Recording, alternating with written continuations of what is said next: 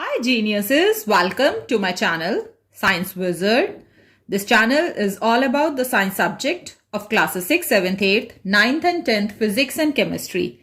If you are new to my channel, you can subscribe to the channel for more science videos, and if you like the explanation, then please press the like button and you can share this video with your friends, family and the classmates. So the chapter which we are going to discuss today is of class 8, chapter 11, physics, force and pressure. So इस chapter पे मैं already 2 videos बना चुकी हूँ and in the last video मैंने आपको बताया था about the types of forces, जिसमें हमने देखा था 2 तरह के फोर्स होते हैं, contact force and the non contact force. Contact force में हमने muscular force, frictional force discuss किया था. देन हमने नॉन कॉन्टैक्ट फोर्स डिस्कस किया है जिसमें हमने ग्रेविटेशनल फोर्स डिस्कस किया था. And today we are going to discuss the next non contact force, that is magnetic force.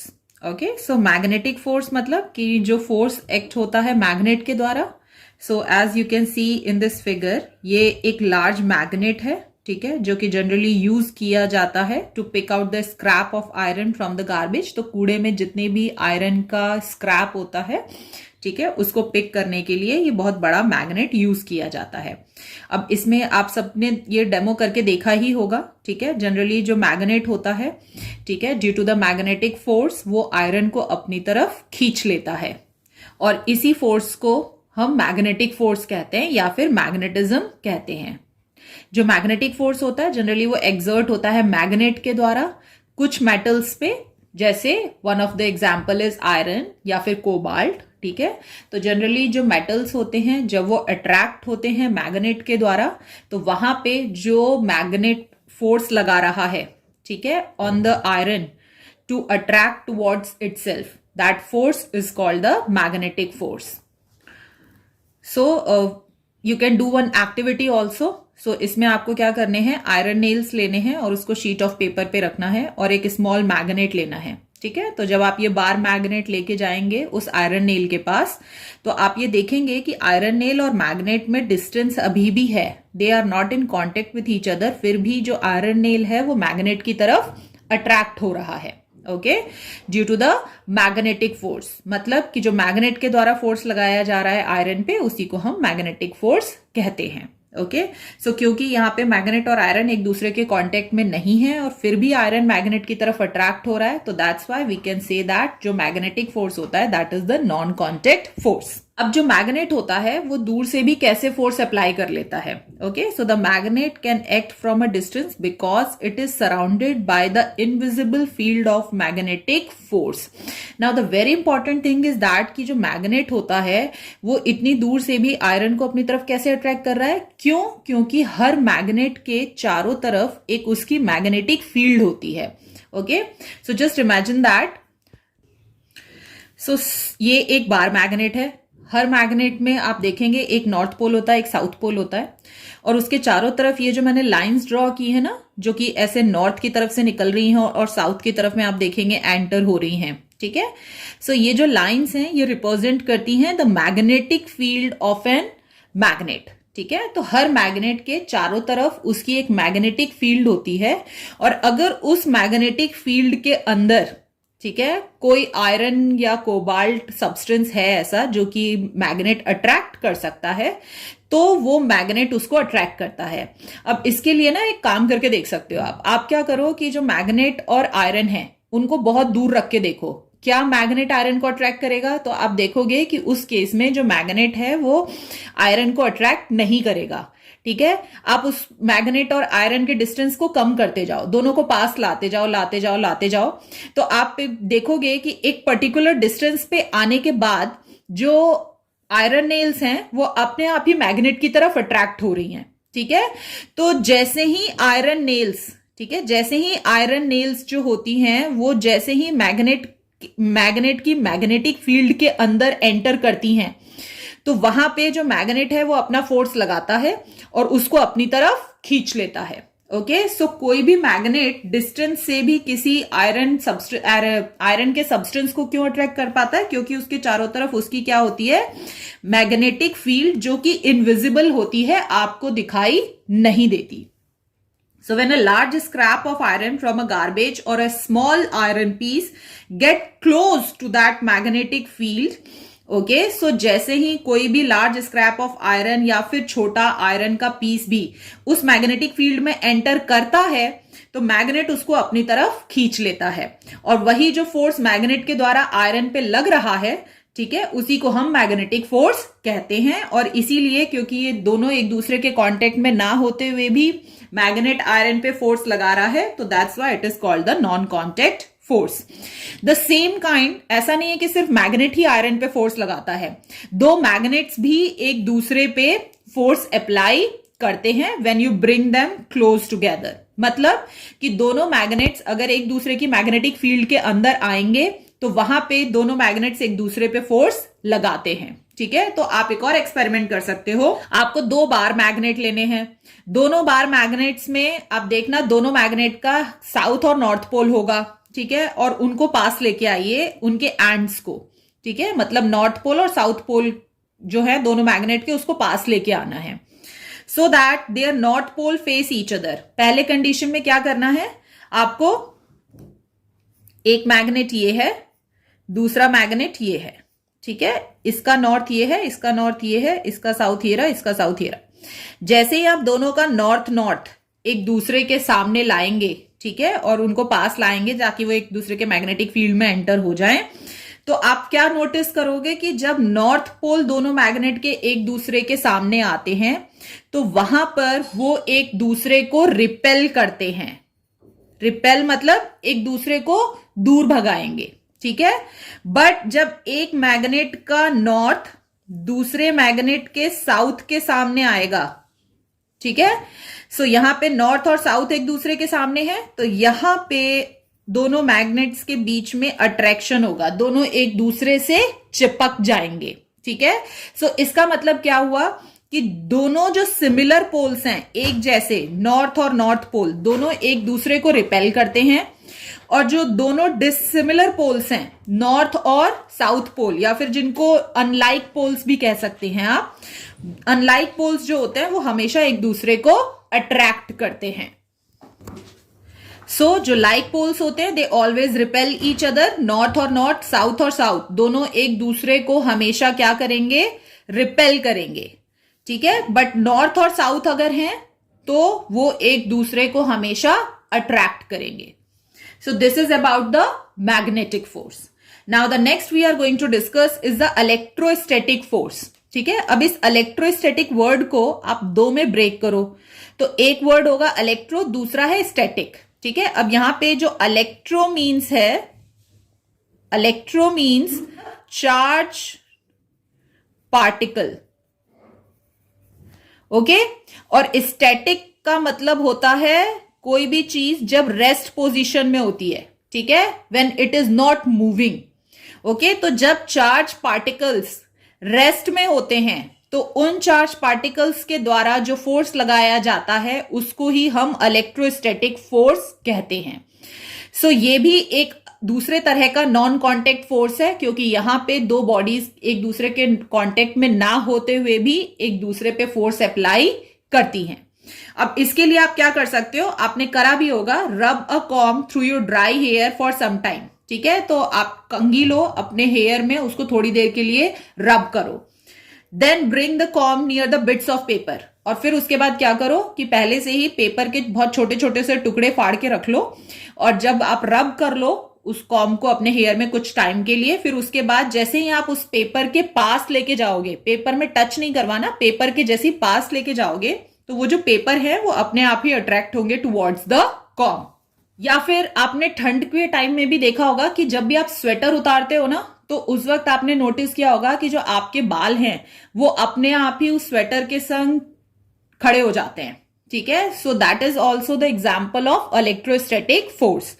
तो अब वहां पे हो क्या रहा है बेसिकली, तो यहां पर जैसे ही आप अपने कॉम्ब को रब करते हो अपने हेयर के संग, ठीक है, सो वहां पर उस पे चार्ज डेवलप हो जाता है, ओके। सो अब मैं समझाती हूं आपको कि जब भी आप किसी भी 2 बॉडीज को रब करते हैं, ठीक है, तो उन पे चार्ज कैसे डेवलप होता है, भले पॉजिटिव हो या नेगेटिव हो।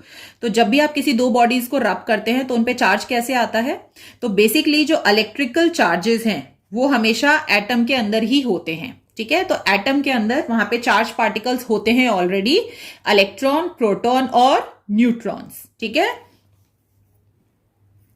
सो जो इलेक्ट्रॉन्स होते हैं एटम में उन पे नेगेटिव चार्ज होता है, ठीक है। जो प्रोटॉन्स होते हैं उन पे पॉजिटिव चार्ज होता है, और जो न्यूट्रॉन्स होते हैं उन पे न्यूट्रल चार्ज होता है, मतलब कोई चार्ज नहीं होता है। तो हर एटम में नेगेटिव चार्ज होता है, पॉजिटिव चार्ज होता है और न्यूट्रल भी होते हैं न्यूट्रॉन्स, ठीक है। बट यहां पे the most important thing is that कि आप सबने पढ़ा हुआ है ऑलरेडी कि स्ट्रक्चर ऑफ मैटर में कि कोई भी जो मैटर है, ठीक है, that is made up of the smallest unit which is called the atom, ठीक है। तो कोई भी मैटर एटम से बना है और एटम के अंदर ये 3 चार्ज पार्टिकल्स होते हैं। सो बेसिकली जो एटम होता है ओवरऑल देखेंगे तो वो इलेक्ट्रिकली न्यूट्रल होता है, ठीक है। न्यूट्रल कैसे होता है, मतलब कि जितने उसके पास इलेक्ट्रॉन्स हैं उतने ही एग्जैक्टली उसके पास प्रोटॉन्स भी होंगे, मतलब इलेक्ट्रॉन्स और प्रोटॉन्स जो हैं वो एकदम इक्वल होते हैं। तो जितने उसके पास, मान लो इलेक्ट्रॉन्स -10 है और अगर प्रोटॉन +10 है तो ओवरऑल चार्ज क्या हो जाएगा, 10 - 10 दैट इज 0, ठीक है। सो कोई भी जो एटम होता है दैट इज इलेक्ट्रिकली न्यूट्रल, ठीक है। तो नॉर्मल कंडीशंस में जो नंबर ऑफ पार्टिकल्स होते हैं, जो नेगेटिव चार्ज इलेक्ट्रॉन्स होते हैं किसी भी एटम में, वो एग्जैक्टली इक्वल होते हैं to the number of particles with the positive charge called the protons, ठीक है। So the charge neutralize and cancel out each other, ठीक है। तो वहां पे जो एटम होता है वो इलेक्ट्रिकली न्यूट्रल होता है। तो आप भी वहां पे जब कॉम को रब कर रहे हैं अपने हेयर पे, ठीक है, तो रब करने से पहले जो आपका कॉम है वो भी इलेक्ट्रिकली न्यूट्रल है। हेयर जो है that is also electrically neutral, क्योंकि जितने इलेक्ट्रॉन है उतने ही प्रोटॉन्स हैं। बट जो पॉजिटिवली चार्ज पार्टिकल्स होते हैं that are firmly bound in the atom while the negative charge particles are more loosely bound. तो किसी भी एटम में, लेट मी शो यू, तो किसी भी एटम में सेंटर में एक न्यूक्लियस होता है और उसके चारों तरफ बेसिकली ऑर्बिट्स होते हैं जिसमें इलेक्ट्रॉन्स रिवॉल्व हो रहे होते हैं, ठीक है। तो उस लाइन का ये मतलब है कि किसी भी एटम में ये जो न्यूक्लियस है ना, इसको हम न्यूक्लियस कहते हैं, ठीक है। सो इस न्यूक्लियस के अंदर होते हैं प्रोटॉन और neutron. P is the protons और N इज द न्यूट्रॉन्स, ठीक है। और इन सारे ऑर्बिट्स में, ये जो डिफरेंट ऑर्बिट्स हैं, इनमें जो आपके इलेक्ट्रॉन्स हैं वो रिवॉल्व हो रहे होते हैं। तो अगर आप देखोगे तो ये एटम का स्ट्रक्चर है, ठीक है। सो इसके अंदर यहां पे जो प्रोटॉन और न्यूट्रॉन है वो बहुत अंदर है एटम में, और क्या घूम रहे हैं चारों तरफ, इलेक्ट्रॉन। तो किसी भी एटम के लिए इलेक्ट्रॉन को लूज और गेन करना ज्यादा इजी है, is more easy as compare to proton, ठीक है। क्योंकि प्रोटॉन्स जो है वो बहुत अंदर होते हैं और उनका लॉस और गेन नहीं होता है।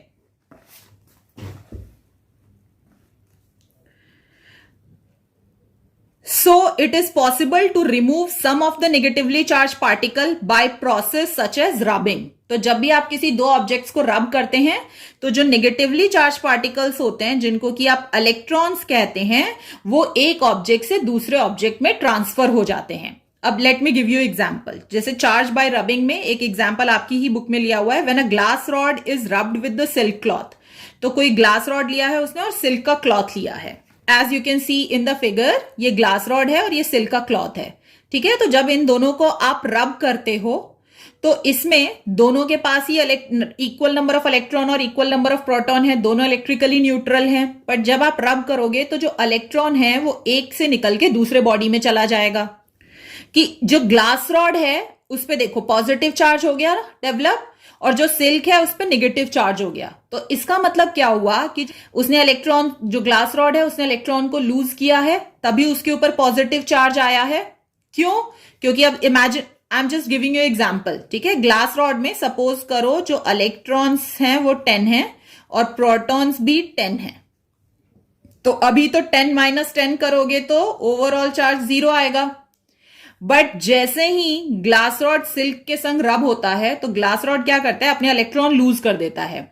ठीक है, तो अब इलेक्ट्रॉन अगर उसने लूज कर दिए तो अब यहां पे प्रोटॉन 10 है और इलेक्ट्रॉन लूज कर दिए, तो सपोज करो उसने 2 इलेक्ट्रॉन लूज करे तो उसके पास 8 इलेक्ट्रॉन्स हैं। ठीक है, तो यहां पे अगर ओवरऑल चार्ज निकालोगे तो 10 माइनस 8 इज 2। ठीक है, तो क्या आया है, +2 आया है ना आपके पास यहां पे, तो यहां पे इसीलिए प्लस चार्ज डेवलप हो गया। ठीक है, अब हम सिल्क की बात करते हैं। सपोज करो सिल्क के पास भी प्रोटॉन 10 थे और इलेक्ट्रॉन 10 थे। ठीक है, तो पहले तो ये भी न्यूट्रल था, 10 माइनस 10 इज 0। बट अब यहां पे जो ग्लास रॉड है उसने 2 इलेक्ट्रॉन दे दिए, तो यहां पे इलेक्ट्रॉन कितने हो गए, अब यहां पे इलेक्ट्रॉन हो गए 10 + 2 दैट इज 12। ठीक है, अब ओवरऑल चार्ज निकालो तो यहां पे आएगा 10 माइनस 12 दैट इज -2। तो यहां पे देखो माइनस चार्ज आ गया। Okay, this is the minus charge, तो इसीलिए इस पे क्या डेवलप हो गया, निगेटिव चार्ज। तो इसीलिए जब भी कोई दो चीजों को रब करते हैं तो जो इलेक्ट्रॉन है वो एक बॉडी से निकल के दूसरे बॉडी में जाता है, तो जो बॉडी इलेक्ट्रॉन लूज कर रही है उस पे पॉजिटिव चार्ज आता है, और जो बॉडी इलेक्ट्रॉन को गेन कर रही है, गेन इलेक्ट्रॉन, उस पे हमेशा नेगेटिव चार्ज आता है। The same happens when you rub the com with your hairs. ठीक है, सो इसमें से एक बॉडी जो है वो इलेक्ट्रॉन लूज करती है, एक बॉडी जो है वो इलेक्ट्रॉन गेन करती है, और वहां पे इसीलिए आपका जो कॉम्ब है वो चार्ज हो जाता है, उसके ऊपर चार्ज डेवलप हो जाता है। And due to the development of that charge वहां पे जो इलेक्ट्रोस्टैटिक फोर्स है वो लगता है on the piece of paper. तो यहां पे आपका ये चार्ज है और ये जो पेपर है ये अनचार्ज है, क्योंकि आपने इसको किसी के संग रब नहीं किया है। तो जो चार्ज बॉडी है वो अनचार्ज बॉडी को अपनी तरफ अट्रैक्ट करती है। So this is how the electrostatic force acts upon. Okay, so यहां याद रखना बस एक चीज कि इलेक्ट्रोस्टैटिक फोर्स में जो बॉडी पे जो चार्ज होता है that is static, that is in rest, that is not in motion. Now the next we are going to discuss is the topic pressure.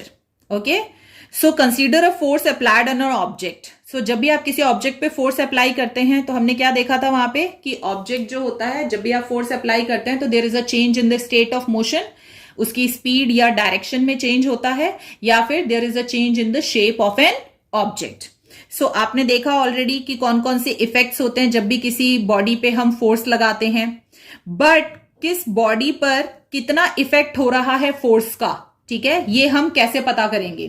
तो जो इफेक्ट होता है फोर्स का वो प्रोड्यूस होता है किसी भी ऑब्जेक्ट पे, वो डिपेंड करता है 2 फैक्टर्स पे। ठीक है, तो किसी भी ऑब्जेक्ट पे आप फोर्स लगा रहे हैं तो उस फोर्स के द्वारा वहां पे क्या इफेक्ट होगा वो 2 चीजों पे डिपेंड करता है। पहला तो आपके फोर्स का मैग्नीट्यूड क्या है, मतलब कि स्ट्रेंथ क्या है। आप जितनी ज्यादा ताकत से फोर्स लगाओगे उतना ज्यादा इफेक्ट देखने को मिलेगा आपको बॉडी पे। तो अगर आप धीरे से किक कर रहे हो तो बॉल थोड़ी दूर तक जाएगी, अगर आप बहुत तेज किक कर रहे हो बॉल को तो बॉल ज्यादा डिस्टेंस कवर करेगी। ठीक है, तो पहला तो कि इफेक्ट कितना होगा फोर्स का ये डिपेंड करता है upon the magnitude of force, मतलब स्ट्रेंथ ऑफ फोर्स। एंड दूसरा area over which the force is applied. Now this is very important thing कि जिस एरिया पे फोर्स लगाया जा रहा है, ठीक है, वो एरिया कितना है, area of contact between the 2 objects, मतलब कि फोर्स लगाने के लिए 2 ऑब्जेक्ट्स का कॉन्टेक्ट में होना जरूरी है। तो जो एरिया ऑफ कॉन्टेक्ट होगा बिटवीन द 2 ऑब्जेक्ट्स, मतलब एक जो फोर्स लगा रहा है वो ऑब्जेक्ट और दूसरा जिसपे फोर्स लग रहा है, तो उनके बीच में कितना एरिया कॉन्टेक्ट में है उस पे भी डिपेंड करेगा कि फोर्स का क्या इफेक्ट होगा किसी भी बॉडी पे। Okay, let me give you example. Suppose करो कि आप एक नया नाइफ खरीद के लाए हो, ठीक है, नए चाकू से जब भी आप अपने घर में कोई फल या सब्जी काटते हो तो आप देखना बहुत इजीली कटती है, बट जैसे ही वो नाइफ आपका पुराना होने लगता है, चाकू आपका पुराना होने लगता है, तो आपके लिए सब्जी को कट करना डिफिकल्ट होने लगता है। क्या चेंज हो गया वहां पे, एरिया ऑफ कॉन्टेक्ट। क्यों, क्योंकि देखो अब ये जो इफेक्ट जो कि फोर्स लगा रहा है वो 2 चीजों पे डिपेंड कर रहा है ना, मैग्नीट्यूड और एरिया पे। तो मैग्नीट्यूड मतलब कि किस स्ट्रेंथ से आप फोर्स लगा रहे हो, तो आप जिस स्ट्रेंथ से पहले फोर्स लगा रहे थे, मतलब जितनी ताकत से आप पहले सब्जी काटते थे, अभी भी आप उतनी ही ताकत से सब्जी काट रहे हो। ठीक है।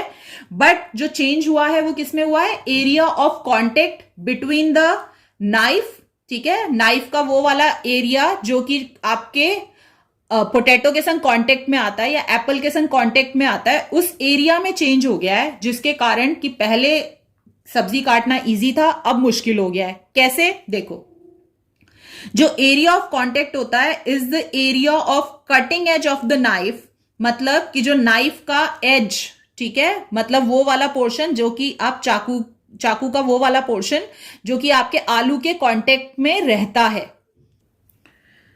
सो अगर नाइफ का शार्प एज है, वो कोना अगर शार्प है, ठीक है, so area of contact small होगा, मतलब जितना नुकीला होगा चाकू, जितना पैना होगा चाकू, ठीक है, तो एरिया ऑफ कांटेक्ट जो है आपके नाइफ के और एप्पल के बीच में वो उतना कम होगा, ठीक है। तो एरिया ऑफ कांटेक्ट कम होने से जो नाइफ है उसके द्वारा जो प्रेशर लगाया जाएगा वो ज्यादा होगा, ठीक है, भले आपका जो फोर्स लगा रहे हो आप मैग्नीट्यूड सेम ही है, ठीक है।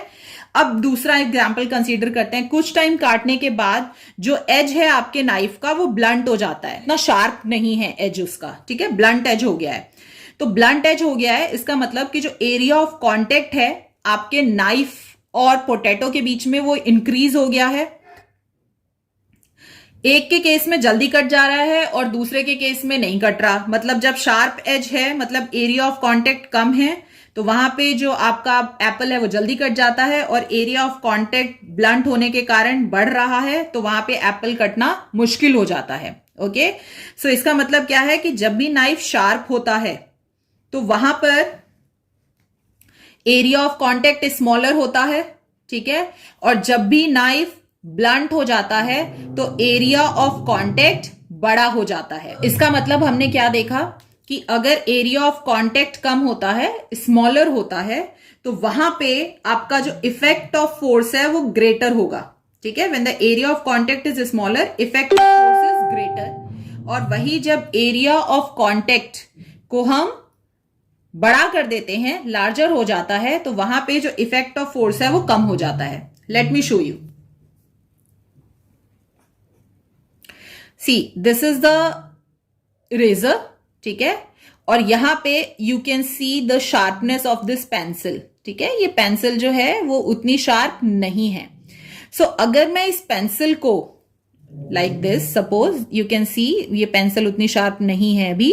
सो यहां पर जब मैं इस पेंसिल से इस इरेजर पे फोर्स लगा रही हूं, तो जो इफेक्ट होगा फोर्स का इरेजर पे वो कितना होगा, वो दो चीजों पे डिपेंड करेगा। एक तो कि मैं कितना ज्यादा इसको पुश कर रही हूं, मेरा जो फोर्स लग रहा है उसकी स्ट्रेंथ कितनी है, और दूसरा ये जो एरिया ऑफ कांटेक्ट है, ठीक है, ये जो पेंसिल और इरेजर, ठीक है, ये जो एरिया ऑफ कांटेक्ट है ये ज्यादा है या कम है। So as you can see यहां पे ये पेंसिल इतनी शार्प नहीं है, ठीक है। तो जब मैं इस पे फोर्स लगाऊंगी तो यहां पे मुझे बहुत मेहनत करनी पड़ेगी इस लेड को, ठीक है, इस इरेजर में एंटर करवाने के लिए, क्योंकि जो फोर्स है वो कम लग रहा है, यहां पे जो इफेक्ट ऑफ फोर्स है वो कम है, ठीक है। बट अगर मैं इसी पेंसिल को शार्प कर लेती हूं तो उस केस में आप देखेंगे कि ये शार्प करने के बाद बहुत ही इजीली इसमें एंटर हो जाएगी। आपने कभी सोचा है कि वो जो नेल्स होते हैं जिनको आप हथौड़ा मार के अपनी दीवारों में लगाते हैं, वो इतनी शार्प क्यों होती हैं एंड से? क्यों? क्योंकि वहां पे जितना कम एरिया ऑफ कांटेक्ट होगा नेल और आपके वॉल के बीच में, तो जब भी आप हैमर से मारोगे उसको तो वहां पे जो इफेक्ट ऑफ फोर्स है वो ज्यादा होगा, तो वो जो नेल है वो इजीली अंदर चली जाएगी। और उसी की जगह आप स्क्रू लेके देखो, जो स्क्रू होता है उसमें एरिया ऑफ कांटेक्ट जो है स्क्रू और वॉल के बीच में बहुत ज्यादा होगा, तो जब भी आप उसको हैमर से मारोगे तो वो जल्दी वॉल में नहीं जाएगा। क्यों? क्योंकि एरिया ऑफ कांटेक्ट ज्यादा होने से इफेक्ट ऑफ फोर्स कम हो जाता है। So in order to measure and describe the effect of force which is acting on a surface, we need a quantity that takes into account the force applied as well as the area over which it is applied, ठीक है। तो अगर आपसे कोई बोलता है कि भाई आपको मेजर करना है या फिर आपको डिस्क्राइब करना है कि जो भी आप फोर्स लगा रहे हैं उसका इफेक्ट किसी भी सरफेस पे कितना हो रहा है। तो इफेक्ट ऑफ फोर्स के लिए you need two things. First one is कि कितना फोर्स अप्लाई किया जा रहा है, ठीक है, किसी भी ऑब्जेक्ट पे, और वो फोर्स कितने एरिया पे लग रहा है। उससे हम पता कर सकते हैं कि उस ऑब्जेक्ट में इफेक्ट ऑफ फोर्स कितना होगा, ज्यादा होगा या कम होगा। सो ये क्वांटिटी जो होती है, ठीक है, इसको हम प्रेशर कहते हैं। So pressure is defined as the force exerted per unit area, ठीक है। सो जब फोर्स एक्सर्ट किया जाता है पर यूनिट एरिया पे तो उसी को हम प्रेशर कहते हैं। Okay, so what is the formula of pressure? Pressure is equal to force upon area over which the force act. Okay, so जो इफेक्ट ऑफ फोर्स है, मतलब कि आप क्या निकाल रहे हो वहां पे? प्रेशर।